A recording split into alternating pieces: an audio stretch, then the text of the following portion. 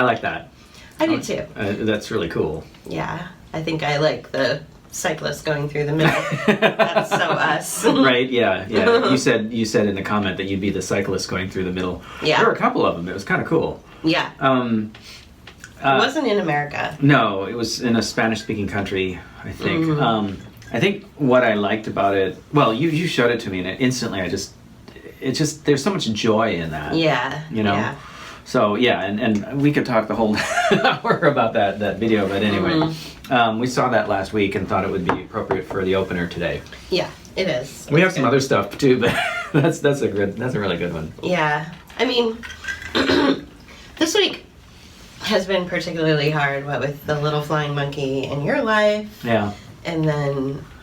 Yeah.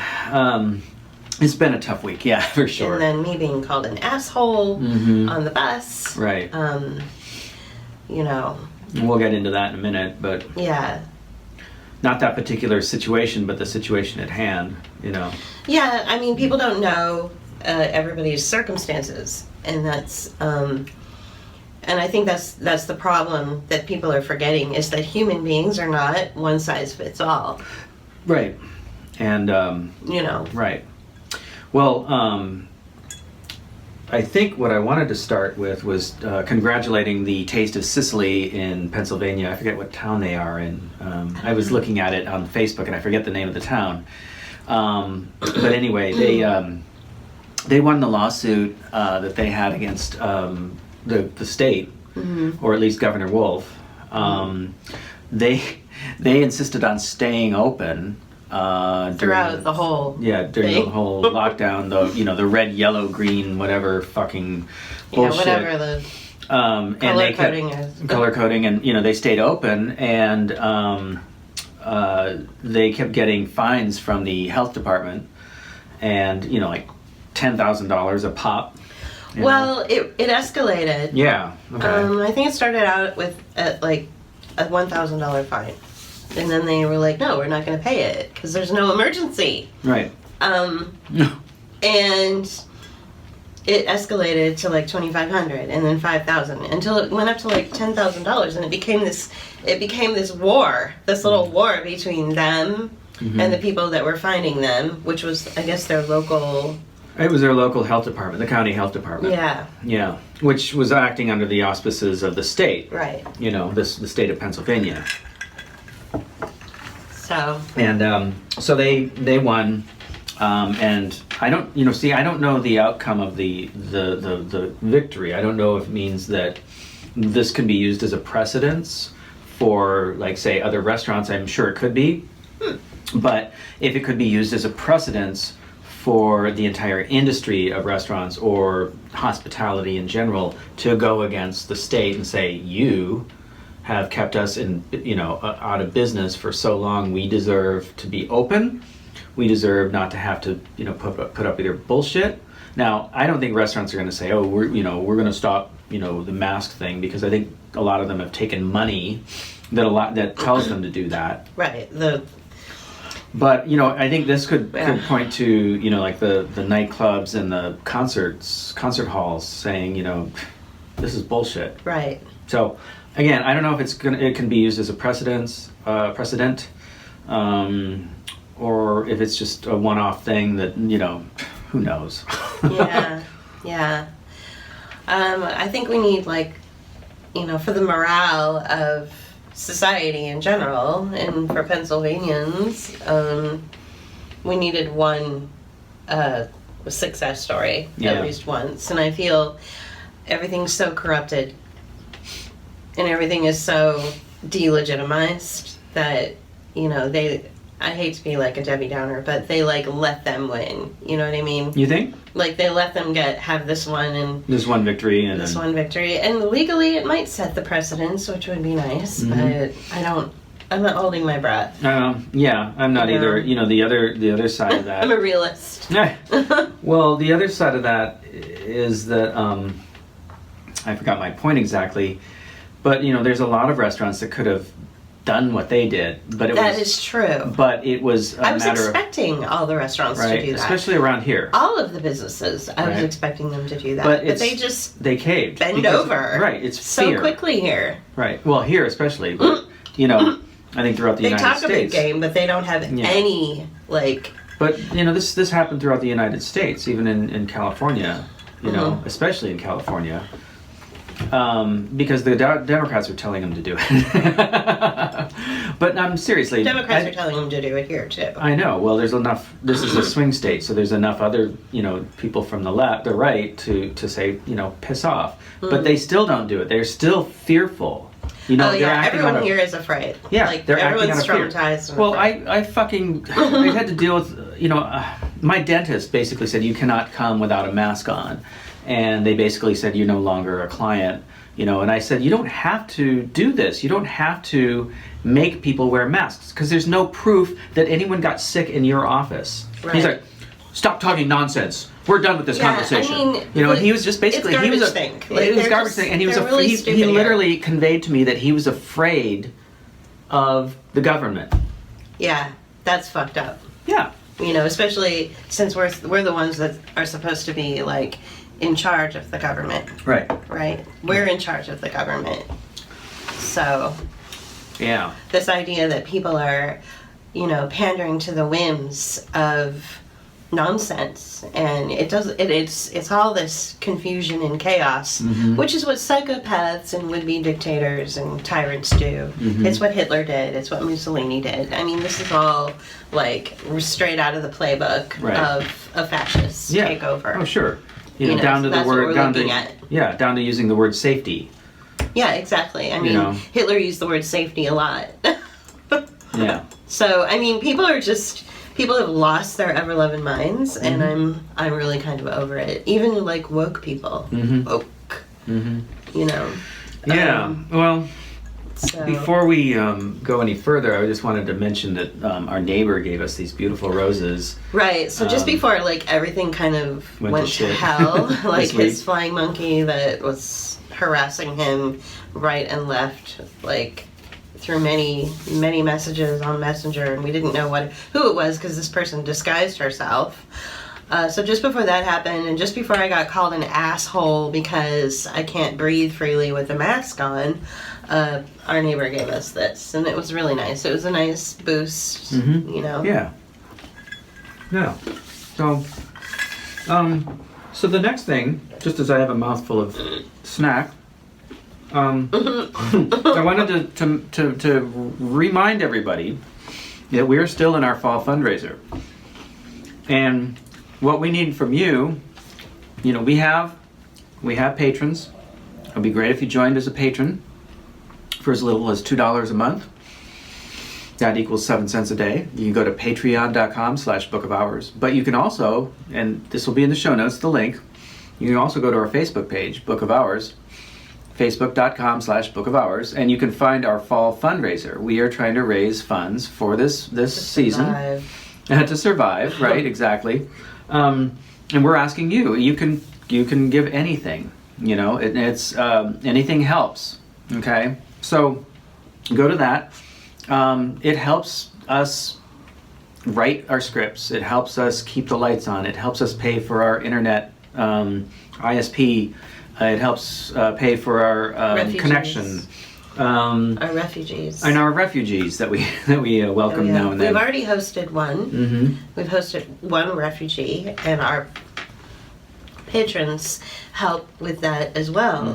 We also have this, lush garden in the back, which you can see a sampling of through this kitchen window, and we have a beautiful garden in the front of our house. And, this is like how we earn our income. This is how we live, and we are hosting another refugee in 2 weeks. He's going to be coming from San Francisco, looking for a place to land for a little while and kind of reset himself, for lack of a better term. So the money, the donations and all that, it goes to other people as well. We put put money aside so that we can pay our utilities. Winter's coming. We haven't turned on our heat yet because we want to hold off because we're waiting for more patronage. But we did take a little bit of the money aside, and we put aside, and we applied it towards friends of ours in Ohio who have a family of 6 who do not have a washer and dryer. And they have an infant, right? And they have a brand new infant. Right. So we took some of the money that you guys gave us and we gave it to sent it to them because we believe in paying it forward. So this is how we operate. This is what we do. We're not... It's mutual aid. It's called mutual aid. And we're trying to live... We're trying to practice what we preach. You know, we're trying to live by the, by the standards at which we, speak. Like, we're always talking about direct democracy, mutual aid, and horizontal organization and things like that. And it's hard because a lot of those concepts come out of the 19th and 20th century.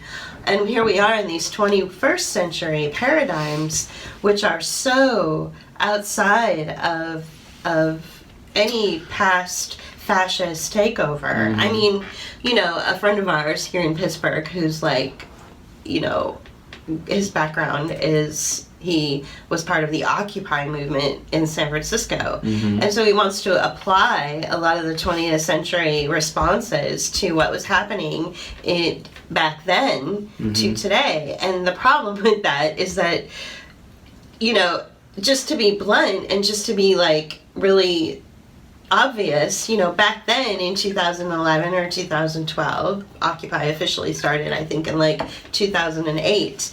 But back then, you could like get together with people. You didn't have to wear a mask. You didn't have to socially distance. So the response to Occupy and the predatory financial lending houses and the predatory actions which made the rise and the unhoused explode in this country, which is why Occupy was a response to that.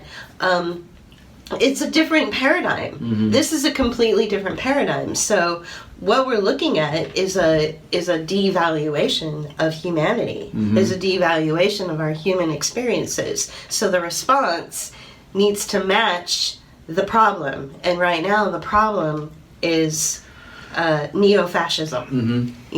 So that's why, and we don't have all the answers. Right. Some people think we do, which is crazy because we don't, but we feel that at least we have we can wrap our head around this. Well, the other thing that's a little irritating is some of the things that we espouse have been appropriated by the fake left movements that are out there. I hate using that word fake left, but I mean there's no other way to talk about it. Well, but there's no other way, and it really does. Yeah. It really does make an impact. Right. So the BLM people, and then that autonomous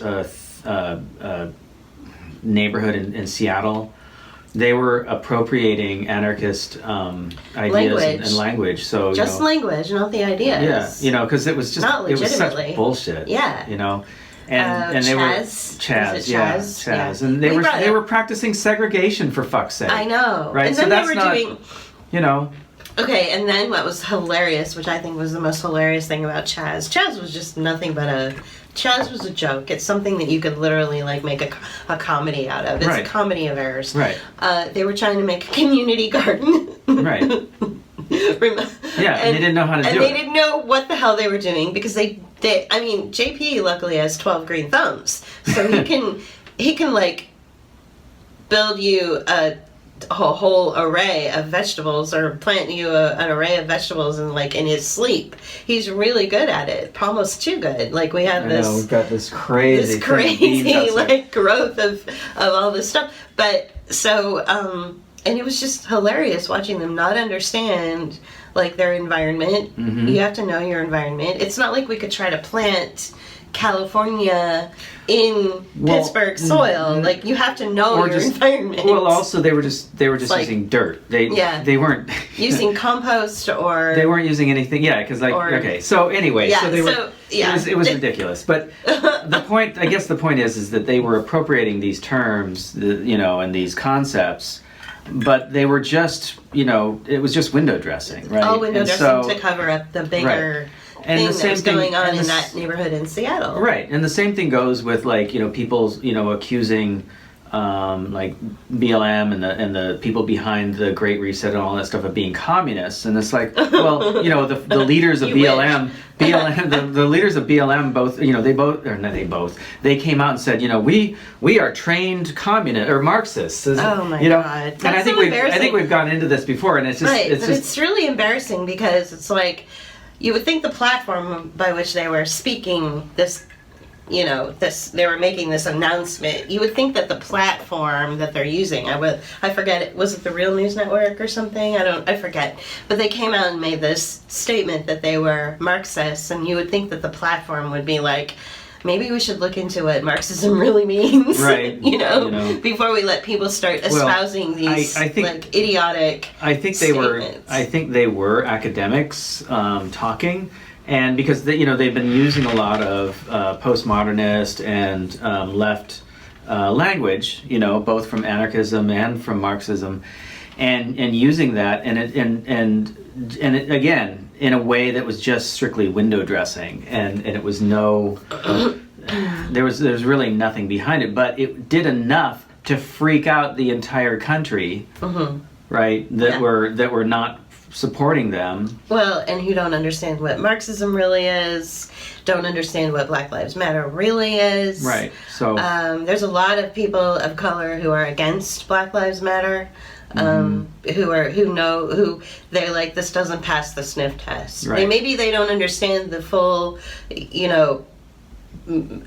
reason for the Black Lives Matter. Black Lives Matter is an organization that is a proxy war for the establishment. So for corporations and neoliberalism or capitalism or whatever is like our problem. Yeah. And a lot of people disagree with us on that. Right. On that as well. They're like, no, capitalism isn't the problem. It's like, well, we believe that it is. It is. You can't tie a pretty bow on it. It's everything. Yeah. Well, it's kind of like what I was talking about earlier about the party designations, right? So you've got the Democratic Party, which is like pure evil, and then you have the Republican Party, which is also, some people will disagree, but I think that it's pure evil as well. I think they're both pure evil. Pure evil for different reasons. And so you have the progressive wing of the Democratic Party, and they're the what are they called? Like the Democratic Socialists or something? Or there's that faction, but they're the progressive version of the Democratic Party. It's like saying that there's this organization that is the mafia that's like taking all your money, stealing your kids, stealing your jewelry, like fucking you over, setting fire to your businesses, and all this, but that within that mafia you've got a nice little the nice mafia version of the mafia that will give you time to pay them off before they come and burn your building down, right, blow up your house or whatever. It's like, it's just the mafia. It doesn't matter if you say it's like a nicer version of it. Right. So democratic socialists are nothing more than just neoliberal, in red jackets. It's like, so Americans are really... I'm sorry, red t-shirts. Americans, especially liberals, are incredibly stupid. Like, I'm just going over your connections in San Francisco. I trolled their accounts recently, and I'm just like, wow, the level of stupidity here is just outstanding. Like, it is. No wonder other countries look at us like, what a shithole! And yet we still miss that place. I don't get it. But anyway. Oh, at San Francisco? I only miss like part what. Of it. Look, what we had. Maybe I'm being Machiavellian, but I swear to God, I only missed the things that I got out of it. Then I got very little out of it that pleased me. You know what I got out of it? That out of San Francisco for my entire life being there, you. Yeah. I met you in San Francisco. And that's the one good thing. That's the good thing that came out of San Francisco. Yeah. Well, thank you. I know you're much more sentimental than I am. So. Yeah. Well, there's times that I really miss it, and sometimes that I don't. McKees Rocks would not be the place I'd choose to land. Oh, yeah, McKees Rocks is a neighborhood in Pittsburgh that we live in. But it's, I I don't care. Like, honestly, I've lived in some pretty shitty places in Chicago and all over, and visited and stayed in and, shared. Like, I don't care. Yeah. You're making this place the kind of place that when people drive by our house, they, like, slow down and they look at our gardens. Like, it's that pretty. Like, he's made it really, really nice. Like, he's really upped the game. The game hard here not to do in our little area. So, Well, so, So the one thing that goes on here in Pittsburgh is people love to decorate for the holidays, and and this whole thing with, like, what's going on now. I mean, the neighbors across the street have like their houses engulfed in blow-ups and Halloween decorations. We'll get a picture and post it. And it's sort of like the equivalent of, like, nothing's happening. Nothing's wrong. Nothing's wrong. Everything's good. Everything's normal. La la la. Everything's fine. I can't hear you. Yeah, it's really funny. That's the first thing we saw because it is outlandish. Yeah, especially for the size of the place it is, right? Yeah, and they're just renters too, which is funny. Yeah. So I don't know. Yeah. Okay, well, speaking of neighbors and people around you, we've been seeing a lot of increased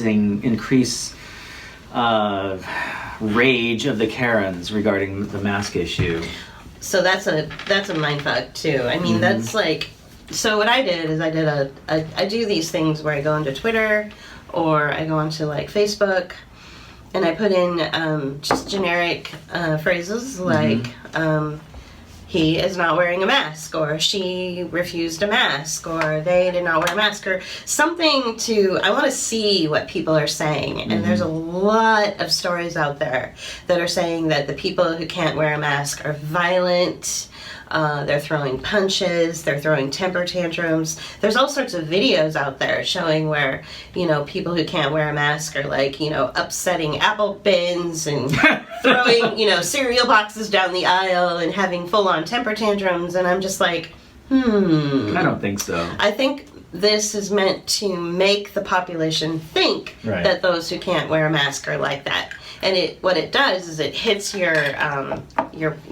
rage button, so that when you do see someone not wearing a mask, you associate those images that you've seen online, and there's a lot of them, and they have, like, 10,000 reshares and 1,200 comments, and they're prevalent. They are taking over social media, these videos. And so this is why I always say it's really important that you get out of your comfort zone and you go to other posts or other feeds or other conversations that not your echo that chamber. Are not your echo chamber, because you need to see what's really going on. Because what I'm hearing is a lot of, I'm online and I've got thousands of friends who agree with me, and then I go out into the real world and it's completely separate response. I'm not getting anybody everyone at the store, hundreds of people at the store have a mask on. I don't get it. So you got to get out of your echo chamber online so that you can see that for every one person who is like, look, I can't wear a mask, you've got literally like 150,000 people ready to attack that person. So it's you've got to, like, know what's really going on. And and that's not to say this isn't happening out there in the real world. Julie got called an asshole. Right. I got called an asshole, because I can't wear a mask, and the driver of the bus I was on was like, okay, fine, because he's been taught, at least on their website.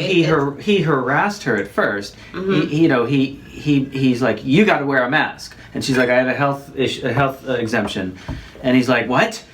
I have a health exemption, and he's like, oh, okay. Right. But see, that little interaction gave this woman the courage to attack Julie. Right. Right. So that's, I guess, ties into what you were saying. That's what about I'm trying to say. It's like the stuff online is, even if it's not true, is encouraging people to be more hostile, and that's not a good thing. Right. So remember, all those people that you see at the store, and you're feeling their hostility towards you if you happen to not be wearing a mask. You're feeling it. They're in their echo chambers, and they're online, and they're actually seeking out stories that show people not wearing a mask, and showing how the people who are not wearing a mask are violent and unstable, and putting everybody at risk, and all this stuff. And so they go to bed at night thinking about those things, and they obsess over it and obsess over it. So the minute they see that you don't have a mask on, it's their opportunity, where all these images and social media propaganda and the dopamine and the adrenaline rush that they get from seeing all those images, this is comes out against you. Like, they take it out on you personally, and you don't know that. Right. That's why this is psychological warfare. Right. And like, platforms like Facebook don't help this, right? Because they're purposefully doing it. Right. It's not that it's just like, oops, we're going to let these slide through. No, they're purposefully. That's what I'm saying. And on our side, right, in my feed, I see the opposite. You showed me a video the other day where this guy was like, this British guy was in this dude's face. Like, literally, like, he was standing too close, and he's like, please leave me alone. You're not wearing a mask. Please leave me alone. You're not wearing a mask. You're not social distancing. How dare you say that? Right. You're not wearing a mask. Right. And the guy was like, he's like, you're breaking your own rules, and you're being irrational, and you're not leaving me alone. Then he called somebody from the store over. Right. And the person who was the store employee was like, gentleman has a health exemption. Right. And he still wouldn't let go. And he still wouldn't let it go. So I guess what I'm trying to... And the poor guy was so... Yeah. The guy who was being attacked by the masked zombie was so traumatized. Yeah. You never saw his face. He only showed what was happening. He didn't show his face. He kept the camera running, and you could hear him singing to himself to calm himself down, which is what I do as well. Yeah. I think women do that a lot in general. When how your mom would always hum. That's always a signal that there's something wrong. Yeah. Well, I think, so I guess my point is that, this is the stuff we see, and, Facebook will do that. Like, it will curate stuff for your particular, group or whatever, your point of view. And so you have to work at getting out of your echo chamber. Right. I purposefully go at least once a day, and I type in key phrases and key words to see what mainstream is saying, and to see if I can find any people who are just randomly posting about whatever the issue is. And you'd be surprised at what you find out. Our tiny little community of woke folk or whatever is really small compared to those that have been they're being the ones who have been propagandized. They've been propagandized, but it's more than that. They're under mind control, it feels like. And they don't even have their own feelings anymore. Like, they don't have their own feelings. They certainly don't have their own thoughts. So and that to me is when it crosses over into danger. And so that's why I think that the next phase of this thing is an integration into more things like violence. So James Corbett's video was really interesting. It was really good. It was really funny. He has the same response to Klaus Schwab that JP and I do, which is a really funny response. Like, to me, the guy is just cartoonish and outlandish and over the top. He's even affected the evil German accent that you would find from. Well, he's German, but still. But the evil version of it, Mike Myers' Dr. Evil. Dr. Evil or whatever. Like, he's a caricature. I cannot take the guy seriously. But he did say, he said the word transformation over and over and over and over again. Right. In his latest video, where he sort of was explaining the Great Reset and, sort of parroting what we've been saying all along, which is that the whole entire thing is a marketing campaign. Right. And he talked a lot about transformation, and so yeah, we are in the transformational phase, but that's not, you know, the end game of being indoctrinated into a cult. The end game is integration, where you're in and you can't get out. Transformation, you can still get out. There's still time, I guess, but I don't see anybody wanting to get out or getting, even like some woke people. Like, right. I don't even. So there's this integration, and integration is when you're going to start seeing the army of violent maskers, you know, attacking who they perceive to be violent. Well, they don't need the army or the police to do that work for them. Right. So the people who are, you know, sort of behind all this, the marketing people that are behind all this, they don't need to hire the military to make you get a vaccine or put on a mask or social distance. If you know, our cops around here are like on bicycles, and they're not even like, you know, well, they're just fine. You know, they don't care. Yeah, whatever. They're normal. They're just doing whatever, normal stuff. Going after, you know, things that matter. They're not going to come after me and JP because we have a health exemption and can't wear a mask. Like, why would they need to do that when there's an army of masked Karens to do it for them? Right, and there's not contact tracers going up and down the No. Your contact tracer is your manager at your work. You know, who's putting a gun to your head every day and taking your temperature and asking you how you feel and, asking, invading your medical privacy. That's a contact tracer. People thought back a few months ago when all the governors kept talking, you notice they all said in unison, they were like, oh, we're going to put more money towards contact tracers. It's not actually someone coming and knocking at your door like a census person. It's actually someone you know in your life, like the host or hostess at your local restaurant who needs you to sign in and give all of your information and where you've been over the last 5 days. I have my stylist, who I saw like once or twice when I was able to, when someone gifted me an opportunity to get highlights, she never took the COVID bucks. She never took the COVID loan. So I never had to fill out a form. I never had to, she did want me to wear a mask, but other than that, I never had to give her my information. We barely talked about anything like that. The person that she recommended that I go to is a contact tracer. This person is like, if you want to have a consult with me, then I need to see you visibly washing your hands in my sink. I need to take your temperature, and I need you to fill out a form, a yes or no form that, asks where you've been the last 2 weeks. Right. Do you have a fever? All this really invasive stuff that, she doesn't have a right to, but because she took the COVID bucks, she had to create that extension of her business. Right. And the reason that you're going to see her for a consultation is because your other she moved back to San Francisco. Yeah, moved back to the Bay Area. Yeah. So now you have. And I may not. Yeah. I mean, I may just not get but because I don't know what she charges or anything like that. So anyway, that's neither here nor there. Yeah. But I just was curious about the policy. So right. And so, all of this traces back to, Neal Ferguson's report, which turns out to be completely erroneous. Right, which we've already discovered, we've all discovered this, at least our audience has said this, repeatedly over and over again, that even he came out and said, oops, Yeah. And it was all based on computer models, not on real data, not on real science. Right. Maybe there's people out there who are going to come across this video that don't know what we're talking about.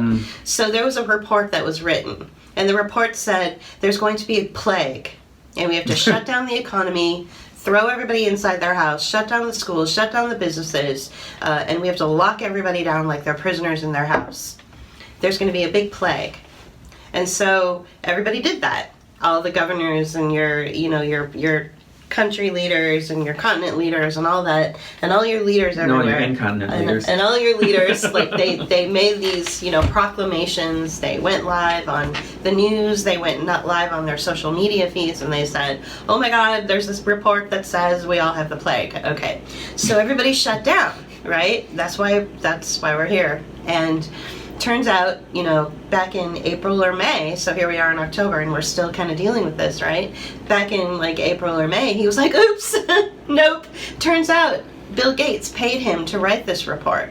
And it turns out it's not a report based on medical science. It's not like he went to hospitals and took notes and asked people how many people had fevers and did they have the plague and all this. Or even just did research or on did data any coming kind in. of research. He just typed in some numbers in a computer program and he did a computer model for this. And that's what your governors and your representatives and your shopkeepers and your Sprouts managers and your other people that are behaving like little fascist dictators, that's what they're basing their behavior on, is a computer model that's not based on medical science. And the person who wrote the computer models that was like, oops, it's not real, and he took off with all of Bill Gates' money and his mistress, and he's off in another country right now, just Not living it up. Right.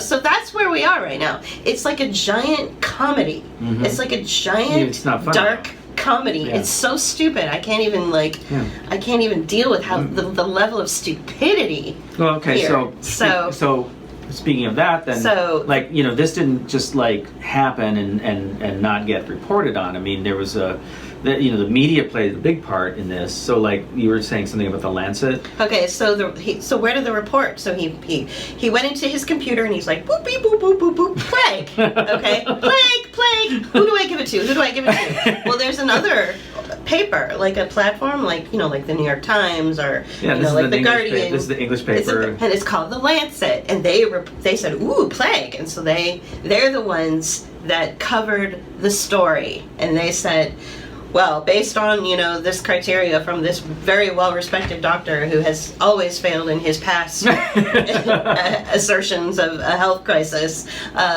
plague. Okay, so Right. It came out of the Lancet. Right. So now they've been kind of making news again in that they are now. You guys have heard of the Great Barrington Declaration, and a lot of people support this. Now, was it the Lancet that came out against it?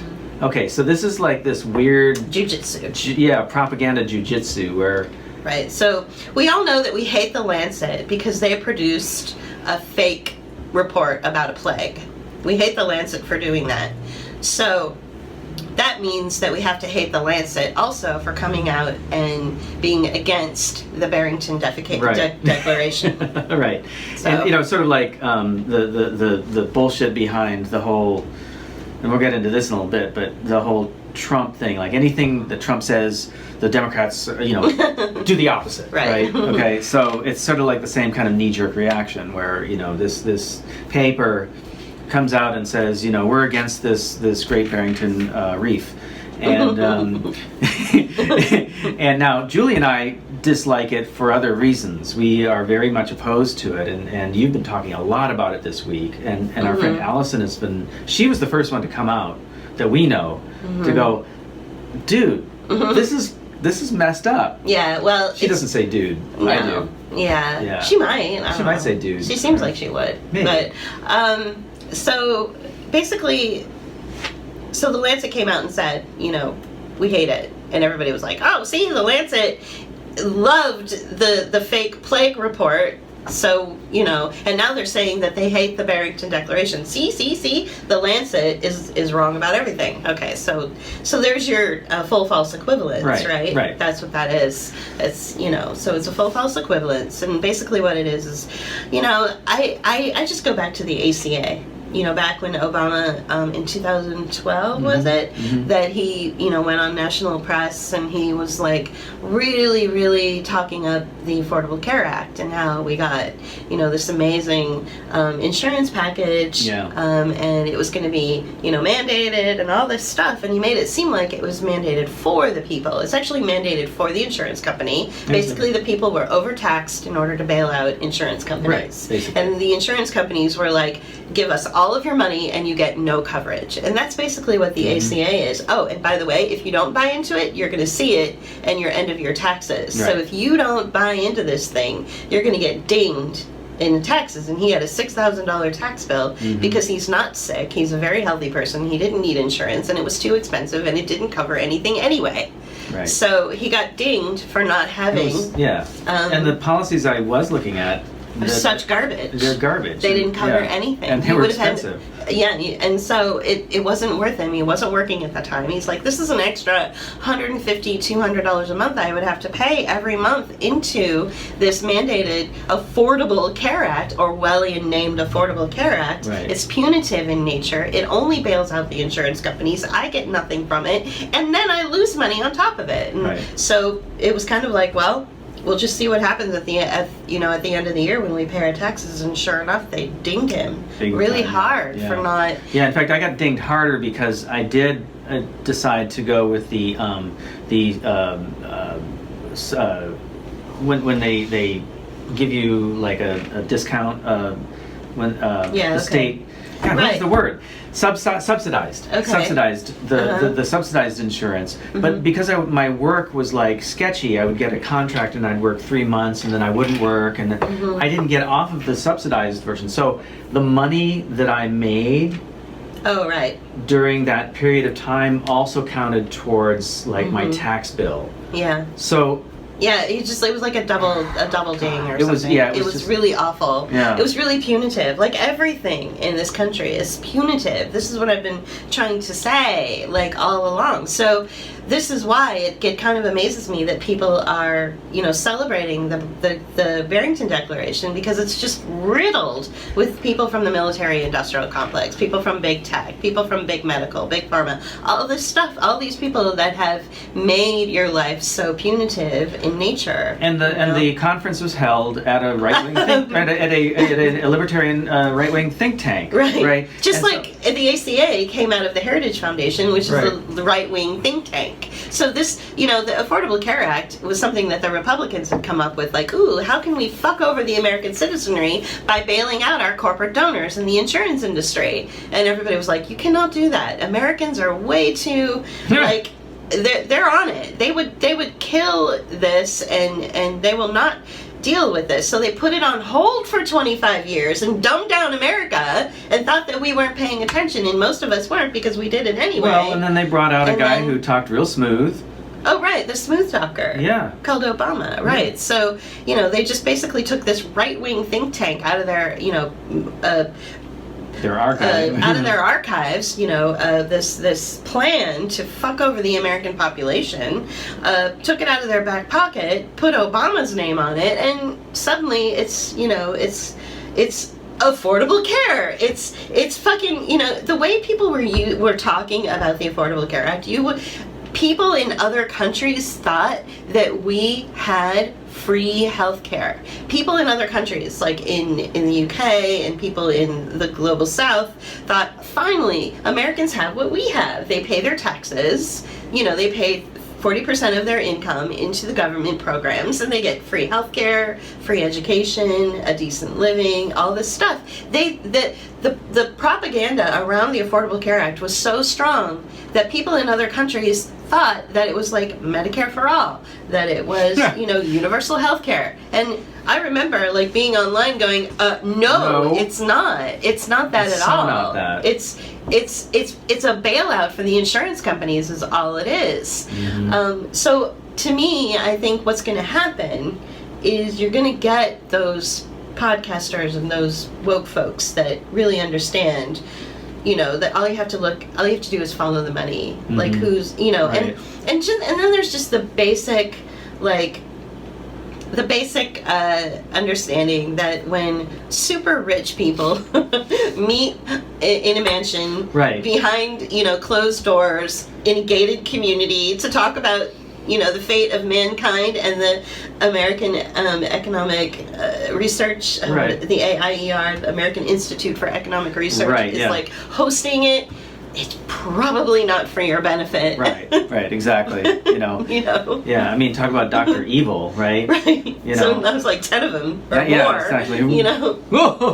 They're all standing around in tuxedos and ball gowns. I actually saw like a clip of one of the doctors, I think it was Dr. Kuldorf, in a tuxedo, talking with caviar in one hand and like a champagne glass in the other, and I'm like, wait, this is the person that is going to reset our economy and get us, reset the whole idea of like, herd immunity, herd immunity, yeah. like so they put out a couple buzzwords that people want to hear, right? And that's everybody goes, yeah. Because Americans identify the term herd immunity with freedom. Oh my God! Somebody just threw a tomato at us. Really? from the audience. Oh, from the audience. Well, Americans. So when you hear the term herd immunity, the first thing you think of in your mind. This is why everything is psychological warfare. When you hear the term herd immunity, you think groups of people getting together. You think of what your parents did for you when you were sick. They threw you in daycare with a bunch of other kids that were sick, and you all got sick for like a day or two, and then you had herd immunity, and then you were immune from getting sick. Right. So you think of getting together, and people are so desperate to get together again and be free again, be free to socialize, be free to hang out with their friends, that when they hear the term herd immunity, they associate it with freedom. Sure. So yeah, it's it's really insidious what they do. But you know what? You can't blame people for going there and being like, yay, the Great Barrington Declaration, yay, defecate all over me. You can't blame people for being in that position because of what we're experiencing. Right. We're in like this neo-fascist grip. Right. So yeah. But words are like that, right? So like on the other side, words hurt. Words are hard. Words are hard. So on the other side of things, people are like going, can't wait for a vaccine. Can't wait for a vaccine. We're waiting for a vaccine. And what we want to say to you is don't call it a vaccine. It's not a vaccine. You've heard other pundits and other commentators talk about this. It's a platform. It's not a vaccine. It's not one. It's many. It's going to be a series, right? A series of injections. Yeah. I mean, look, yeah. I am. Go ahead. I imagine, like I said before to you, that it's going to be a placebo of some sort with technology embedded in it, and that's really all it's going to be. And it's not going to be about. So when people hear the term vaccine, they think of like their booster shots. I'm sure I had booster shots as a kid. Right. You did as well. And sometimes people have an adverse reaction to booster shots. We've discovered over the years and over time that the vaccine industry is just basically a big money-making scam. To have what is it? Somebody did like a breakdown of how many vaccines a person gets before they're the age of like 3, and other health departments in other countries are appalled. Well, and it was like it's insane. If you were, it's like if you were in 1970, you had like 10. 10. In by the time you were 15, you had like 10 vaccines. Right. In 1970. And then in 1980, it was like more, and then 1990, it was like triple that, more. and it was like. And now, like if you're born now, you have to have like 37 vaccines before you're the age of 3 or something. It's a big money making scheme, and then so because of that. And some kids were having adverse reactions to all these, this medicine being put into them. Parents were like, why is my kid blind? Well, and then all the allergies, like the peanut allergies and all the other allergies. I mean, that wasn't like around. No, I mean they're just kids ever. didn't have allergies when I was that age, and now like everybody has allergies. In fact, it got to the point where it was like a couple of years ago when I had my first group of kids on a bus that I was taking to school.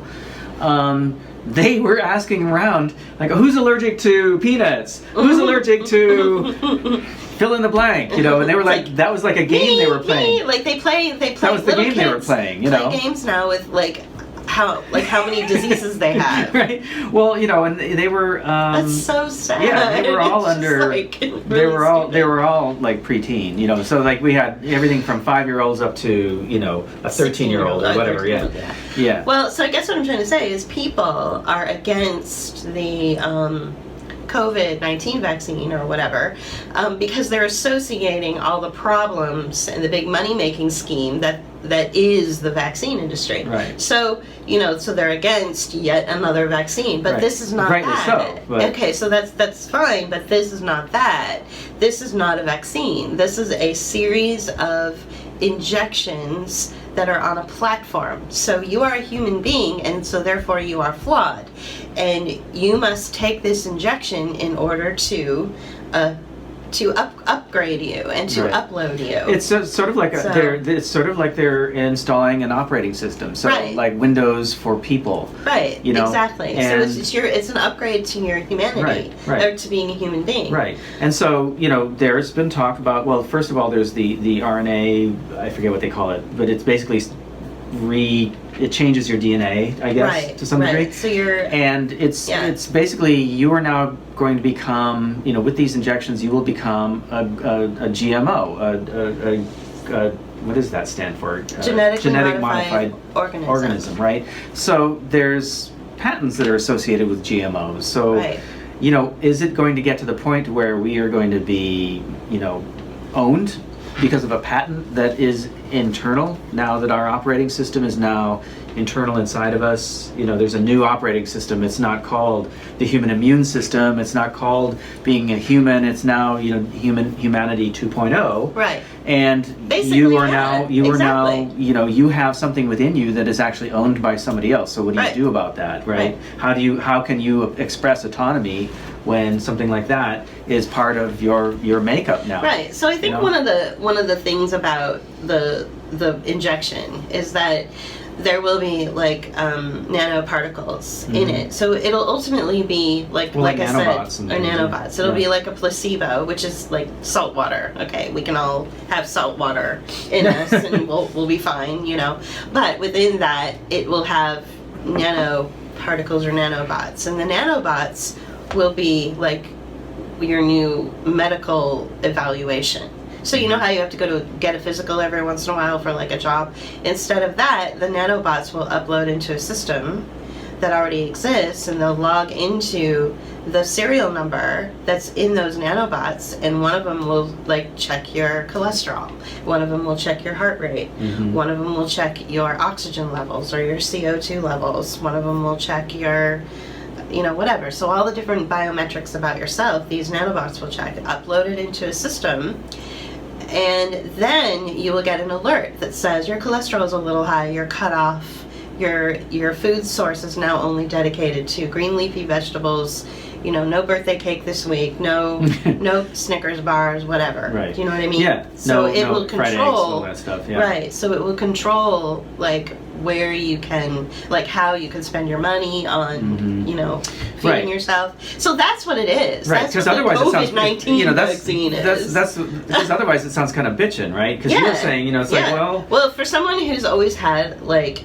who's always been physically incapable to keep up physically with the rest of the world, like the idea that I could turn into something that could be healthier than what I am now, like physically, is really it's really appealing. And then I remember that it's not about benefiting you. Right. What it is about making it so that the people who own the coding and own you can make lots of money on you. So you're Right. basically just like, it's like worse than being a slave. You're now a commodity. You're just a commodity. You're just like, something that is inanimate that they can just make money off of and invest in. Yeah. So that's what the so-called COVID-19 vaccine is. It's not a vaccine at all, like the way that you think of vaccines. It's not that at all. And I feel like, so there's all that aspect to it, right? And then there's reality, which is, I don't really think that we're going to see forced injections or anything like that of it. I think that it's all going to be attached to our phone, and that it's going to be, it's going to all be like wearable technology eventually, so that it's, so that you have to wear like a wristband or, something around your face. Like I think the mask is preparing us for something that is, going to be implanted and a part of, it'll be silicone based, and it'll be part of we were talking about this before, and I did a blog piece about it. It'll be part of our body. So we'll be the internet of bodies, so that's why they need us to wear the mask all the time, to get us used to, oh, Roxy made an appearance. Right. Speaking of masks, here's a mascot.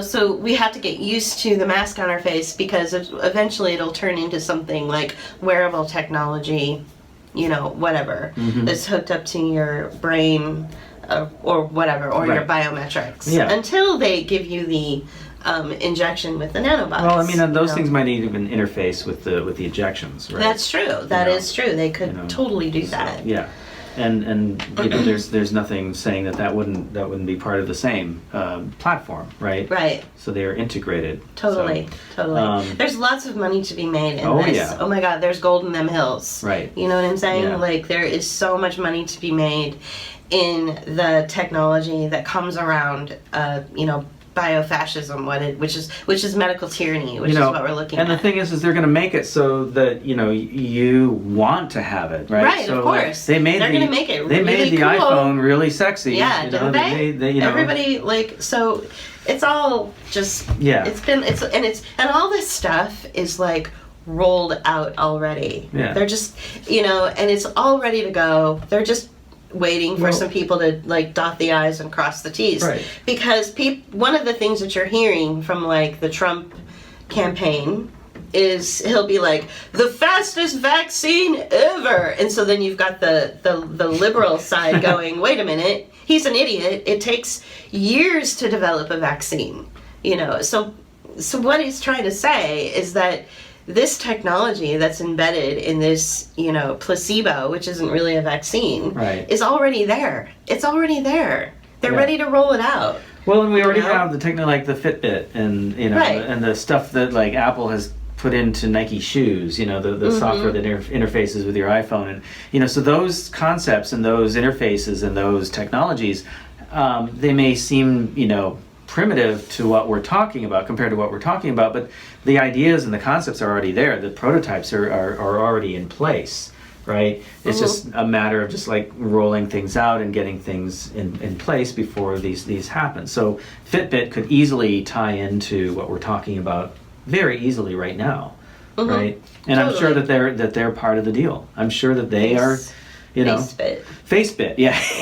We call it Facebook. Facebit. Facebit, yeah. Facebit. Like, so the blog post I wrote talks about that. But, Well, so. But okay, so people are upset about the vaccines and they're either upset about them or they are asking for them, right? Right. And it all. Go ahead. But see, all this ties into Idiots. all this ties into this sort of like right-left divide and Americans are just like really, really fucking distracted right now. They're not, like we're here watching all these protests going on.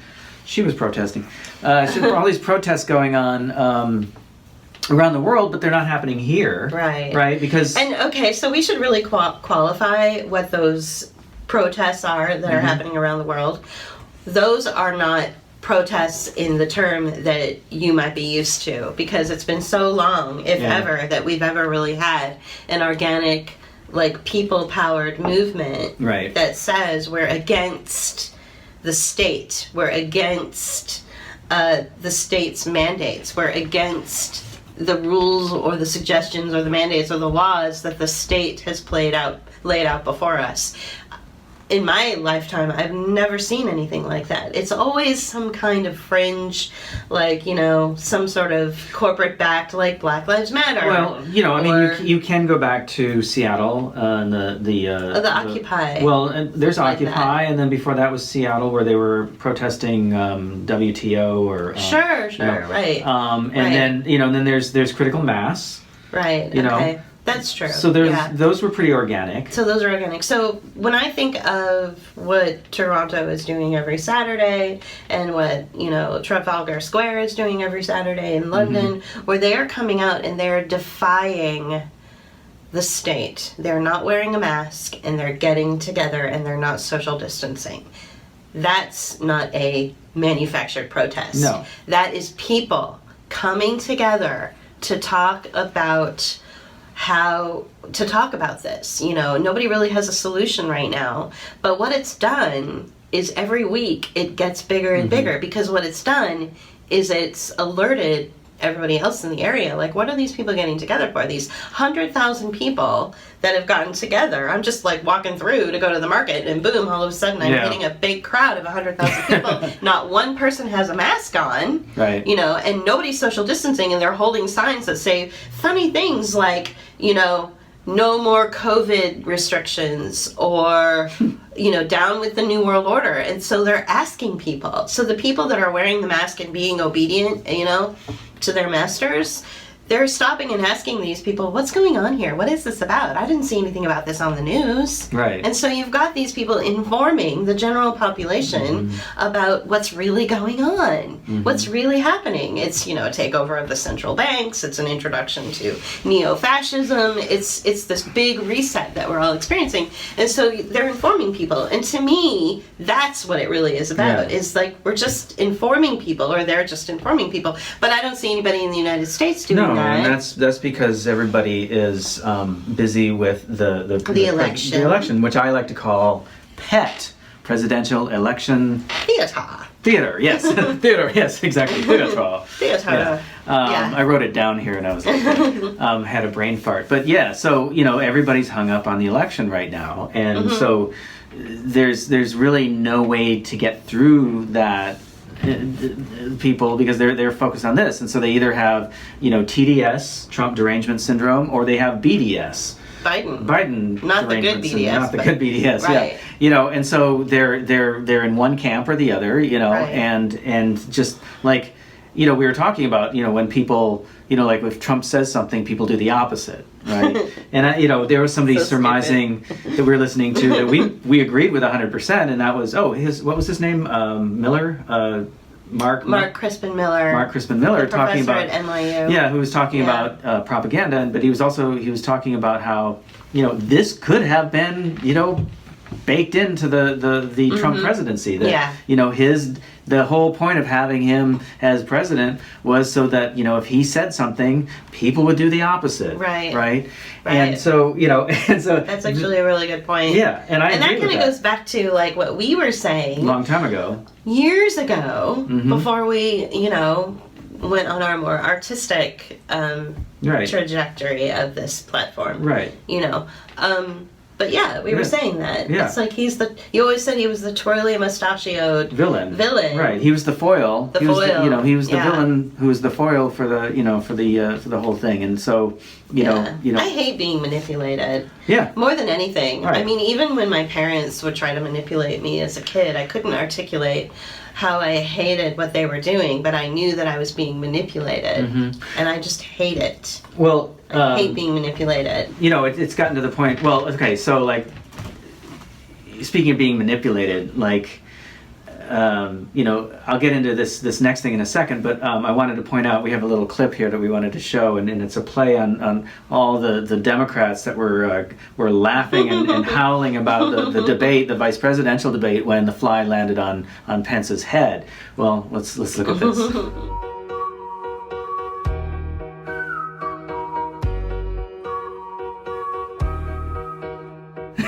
So we can't blame Roxy for that because she doesn't look like that.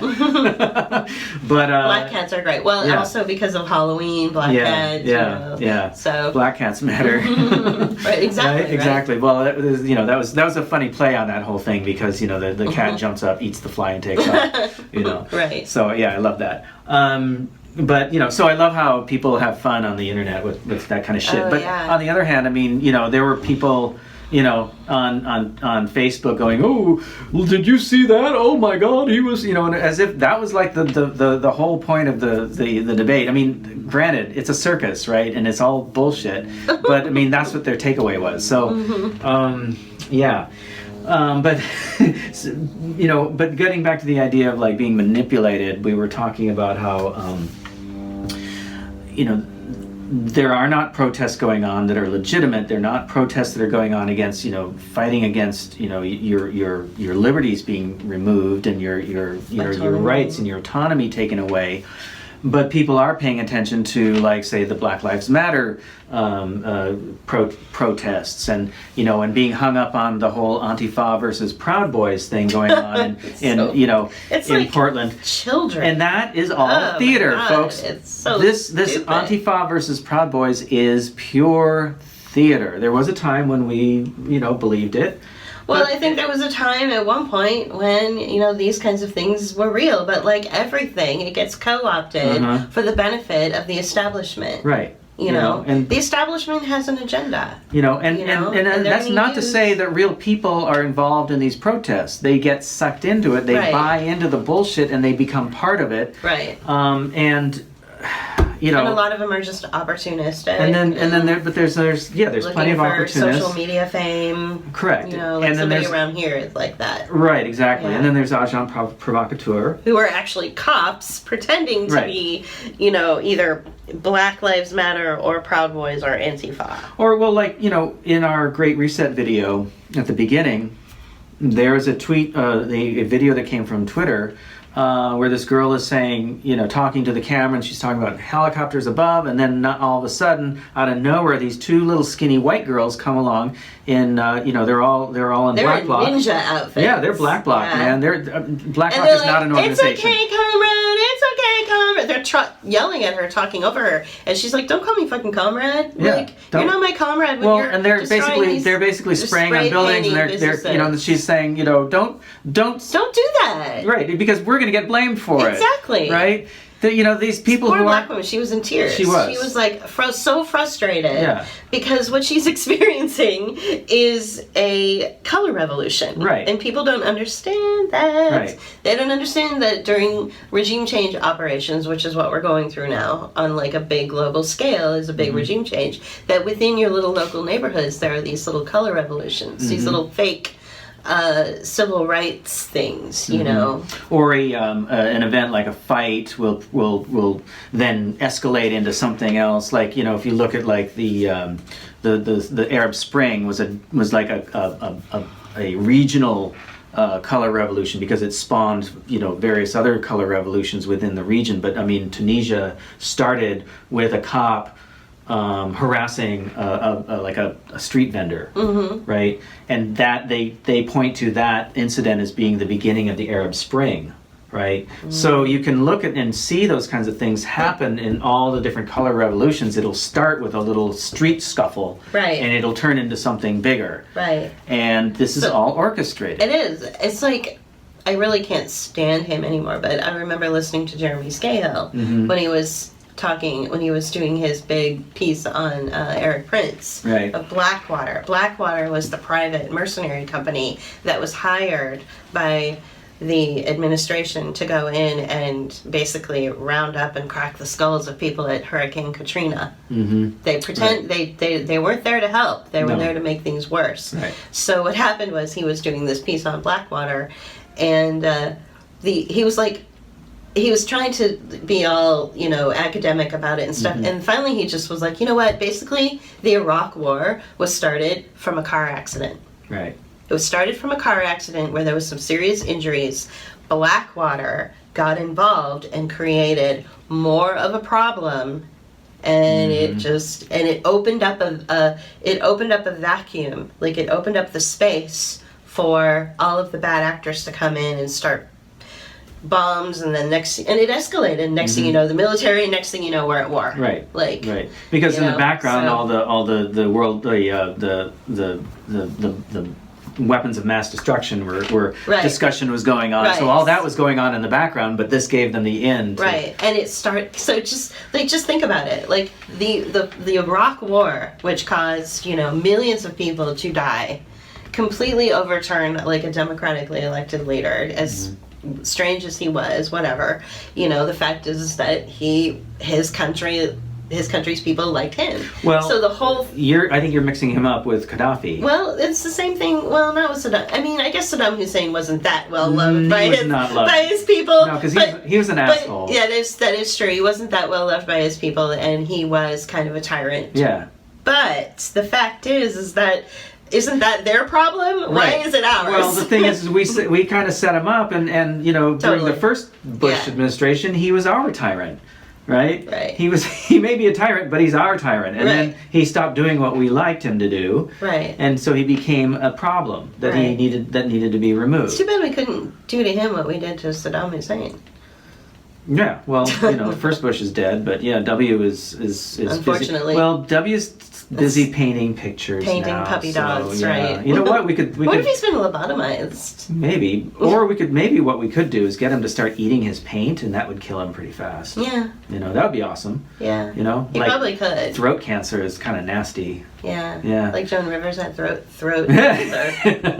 Yeah. But I guess what I'm trying to say is that, these really like small little one-off incidents that take place, or incidences that take place, like car accidents or overturned apple carts, right. Suddenly you've got like the entire military apparatus that descends on this, so that's what I'm trying to say about color revolutions. It's like they're totally fabricated. Well, and if you want to we don't talk about color revolutions in this video I'm going to mention, but in Deconstruction, our latest video, we do talk about how there's a regime change taking place, and it's being done through the auspices of that's the second time I've used that word today. Of global governance basically taking over and getting rid of nation states and doing other things. So have a look at that. We make some pretty interesting assertions. But all the same, Yeah, so I think that in general, and we've mentioned this multiple times before, and so have I, is that, in my Facebook live feeds that I do every so often,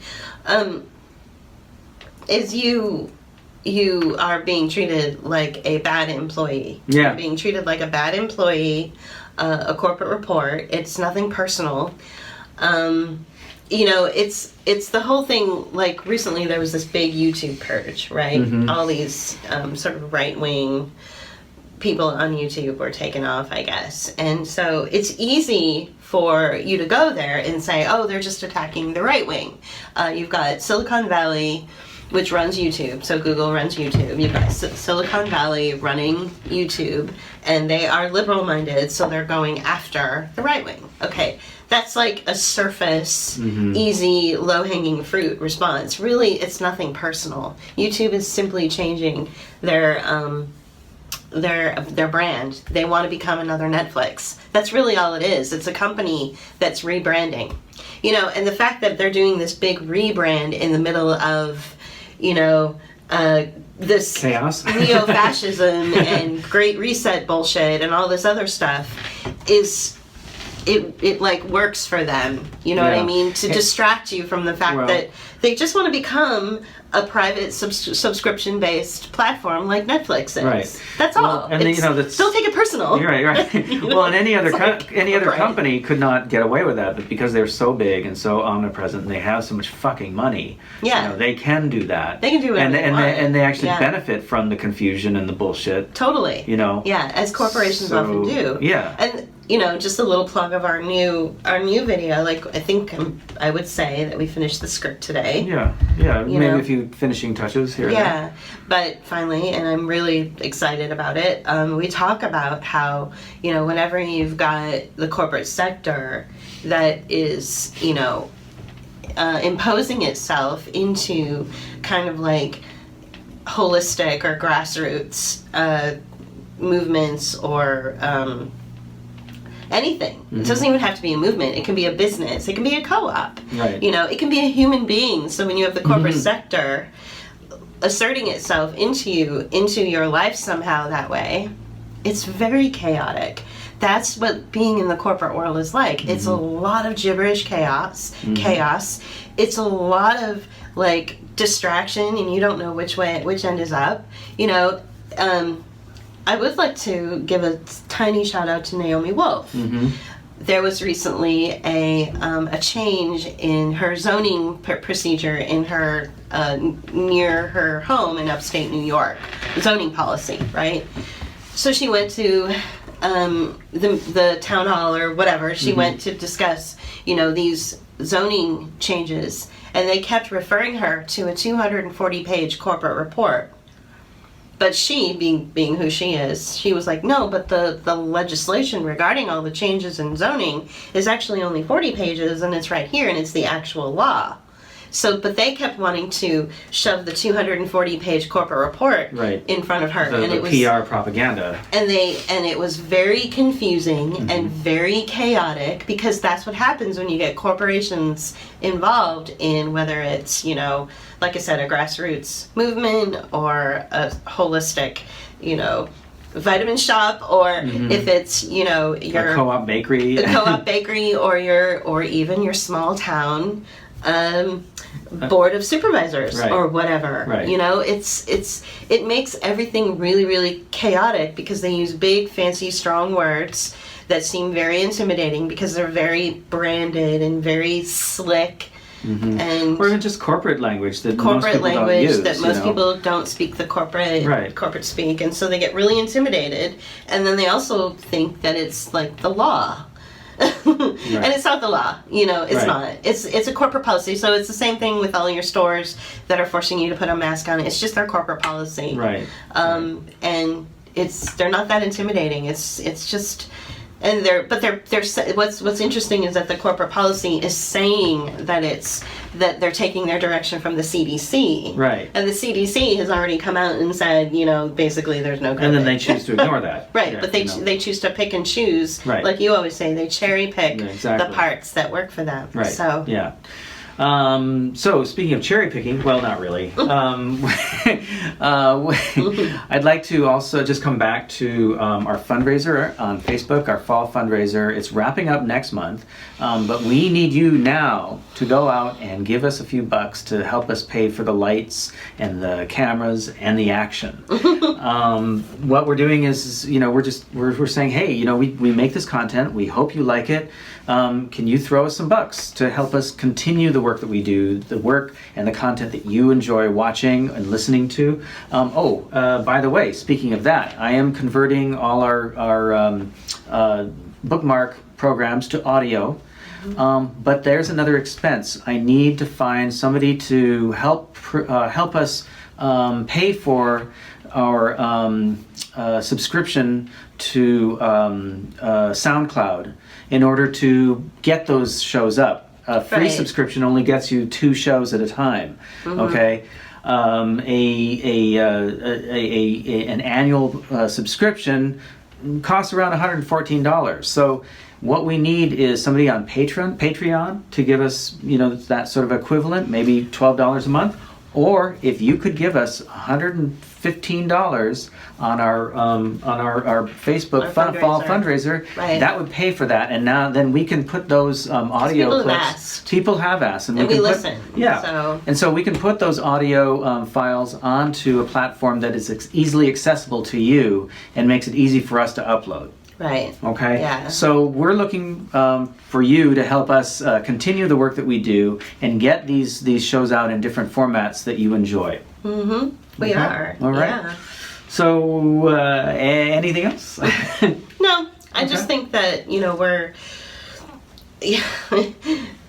doing the best we can to be there for everyone Yeah. and archive history. We are experiencing a dear friend of ours experienced a shocking thing yesterday. So please, his name is Andrew. Please keep him in your thoughts. Yeah. It was just shocking. Mm-hmm. And I don't want to go into too much detail because I don't. Yeah, It's privacy. Yeah. But it, you know. It's one of those things that really changes your world. You It know, does. if not for the long term, at least in the short term, and it's pretty severe. It you is know? severe, and nobody's hurt, but and it's not like a disease or anything, but Right. you know, But- it's yeah. So just, you know, keep in mind that we do need to stay healthy, get Mm-hmm. our sleep, eat right, pay attention to your surroundings, and help be each other there out. for each other.